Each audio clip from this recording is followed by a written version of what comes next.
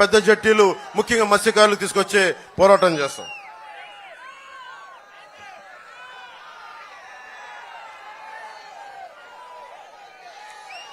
ముఖ్యంగా యువతకి మీరు ఏ కులం ఏమైనా అడుగుతారు. చంద్రబాబు గారు కూడా చెప్పాను మొన్న, కుల గణాంకాలతో పాటు ఇక్కడున్న ఆడపడుచులకు కూడా, యువతులకు కూడా, యువకులకు కూడా మీ కులంతో పాటు మీ ప్రతిభ, మీ సమర్థత ఏంటి అని తీసుకుంటే దానికి తగ్గట్టుగా స్కిల్ డెవలప్మెంట్ తీసుకొస్తాం. మీరు ఎక్కడికి వెళ్ళాలన్నా, విదేశాలు వెళ్లాలన్నా, లేదంటే ఇంకా పెద్ద చదువులు చదవాలన్నా, ఏదైనా నేర్చుకోవాలన్నా, వొకేషనల్ ట్రైనింగ్ ఎలాంటిదైనా సరే మీ ప్రతిభ, మీ ఇష్టాలు అయిష్టాలని అన్ని కనుక్కొని మీకు స్కిల్ డెవలప్మెంట్ చేసి పెడతాం.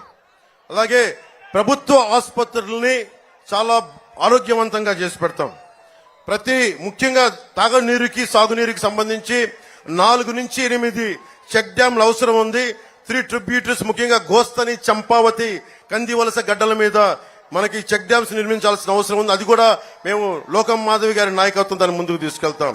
చాలా అత్యంత శరవేగం తోటి రామతీర్థ సాగర్ ప్రాజెక్ట్ ని పూర్తి చేసే బాధ్యత తీసుకుంటాం. వైసీపీ ఒక 2 మాటలు చెప్పి ముగిస్తున్నా. మీకు ఉద్యోగాలు ఎందుకు రావట్లేదు, ఉపాధి అవకాశాలు ఎందుకు రావట్లేదు అంటే మాట్లాడితే వైసీపీ మన జగన్ ఒకటే మాట్లాడతాడు, క్లాస్ వార్ అని మాట్లాడతాడు. చంద్రబాబు గారు నేనంట మేము పేదలను దోచేస్తామంట, దోపిడీలు చేస్తామంట. అరే ఇన్ని కోట్ల రూపాయలు కౌలు రైతులకు అండగా నిలబడ్డవాళ్ళు, సొంత డబ్బుల్ని కష్టపడి సంపాదించిన డబ్బులు ఇచ్చిన వాడిని నాకు పేదలకు పొట్టగొట్టడం నాకే అవసరమే ఉంది. అది ఇన్ని దశాబ్దాల నుంచి ఉన్నారు ఆయన, ఇన్ని దశాబ్దాల నుంచి. హైటెక్ సిటీ బలంగా నిర్మించిన వ్యక్తి, 2000లో కూర్చొని విజన్ 2020 అని చెప్పిన వ్యక్తి. ఆ రోజున జగన్ లాగా ఆయనకు కూడా అలాంటి ఆశలు ఉంటాయి. ఈ రోజుకి ఆయనకు మీకు ఎన్ని లక్షల కోట్లు ఉండేదో మీకే తెలుసు, కానీ అలాంటి ఏం పెట్టుకోలేదు ఆయన. ఎంతసేపు డెవలప్మెంట్. మా ఇద్దరి మధ్య కూడా కొన్ని అభిప్రాయ భేదాలు ఉంటాయి, దేని మీద, పాలసీల మీద ఉంటాయి. ఆ పాలసీలు నేను ఒకసారి చెప్తే ఆయన సరిచేసే వ్యక్తి అది. కానీ జగన్ అడ్డగోలుగా దోచేస్తా ఉన్నాడు.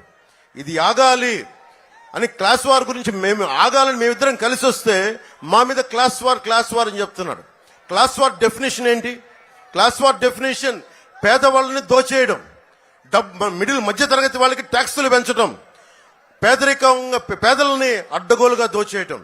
మీరు చెప్పండి, మీకు లిస్ట్ చెప్తాను జగన్ ఎంత దోచేశాడో. NTR health university fixed deposit మనకి బద్దలు కొట్టి 450 కోట్లు దోచేశాడు. స్టేట్ గవర్నమెంట్ ఎంప్లాయీస్ నిధులు మనకి జీపీఎఫ్ ని డైవర్ట్ చేసి 800 కోట్ల రూపాయలు దోచేశాడు. లోకల్ బాడీస్ పంచాయత్ ఫండ్లు 8000 కోట్లు దోచేశాడు.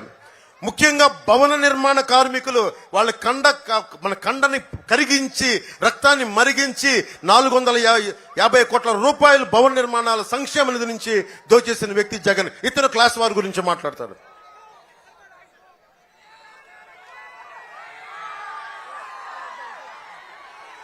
ఆడబిడ్డలు కూడా వదల్లా.